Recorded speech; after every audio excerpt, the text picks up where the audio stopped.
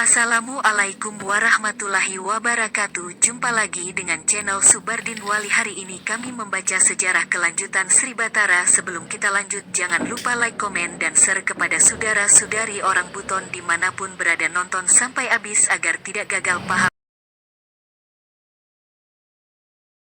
Setelah Jayanegara kembali duduk sebagai Raja Majapahit dan kembali memegang kekuasaan, hubungan Majapahit dengan China, saat itu dikuasai oleh dinasti Yuan, Mongol, sudah mulai membaik.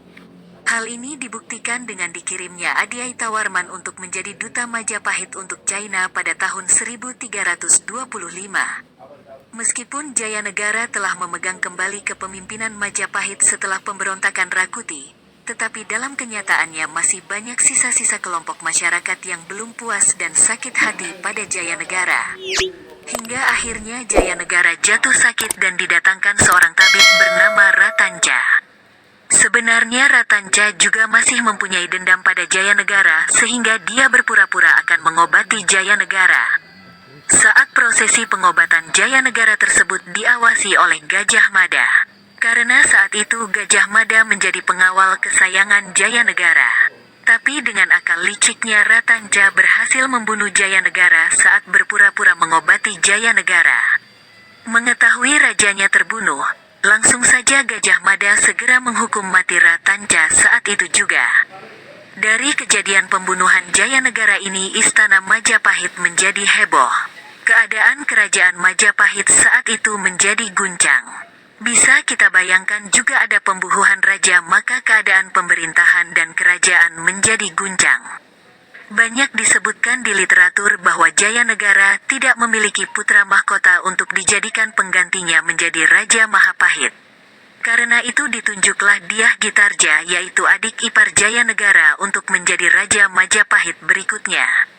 Dyah Gitarja ini kemudian bergelar Sri Tribhuwana Tunggadewi Maharajasa Jayawisnuwardhani dan mulai memerintah Majapahit pada tahun 1329. Kalau kita melihat literatur bahwa Jayanegara saat terbunuh tersebut belum sempat menggangkat putra mahkota yang nantinya akan menggantikannya.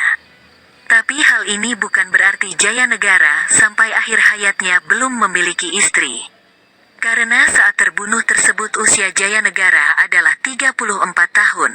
Jika kita berpikir secara logika, pada saat usia tersebut pastilah Jayanegara telah mempunyai istri, selir, apalagi mengingat posisi Jayanegara adalah sebagai Raja Majapahit.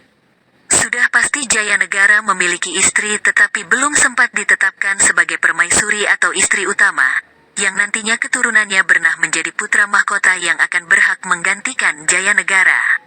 Mulai disinilah kita membandingkan beberapa literatur Buton, ditemukan bahwa Si Batara atau Sri Batara adalah putra dari Jayanegara. Bisa diambil kesimpulan bahwa pada saat Jayanegara terbunuh, istri, selir, Jayanegara yang merasa terancam kedudukannya di istana Majapahit. Salah seorang selir tersebut saat terjadi gejolak di kerajaan Majapahit tersebut, dia melarikan diri. Istri Jayanegara, selir, itulah ibu dari Si Batara atau Sri Batara. Kemungkinan besar saat terjadi keguncangan pemerintahan Majapahit itu dia melarikan diri sampai di Pulau Buton dengan membawa putranya yang bernama Sri Batara. Sesampainya di Pulau